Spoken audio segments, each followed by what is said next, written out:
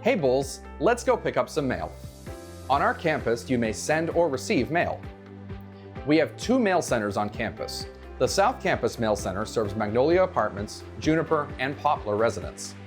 The North Campus Mail Center, located in Hawley H, serves all other residents.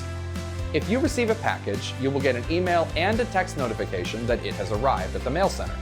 Once you are at the mail center, show them your student ID. This will help the team retrieve your mail. If you wish to send mail, please visit the USF Post Office located northwest of the Marshall Student Center. Your friends and family may also want to send you packages. Help them by directing them to the usf.edu/housing website. Residential experience, resident service, and then mail service. There is an address lookup tool on this page. It will show them how to format your mailing address. Now you can send and receive packages while you're living the Bulls life. Go Bulls!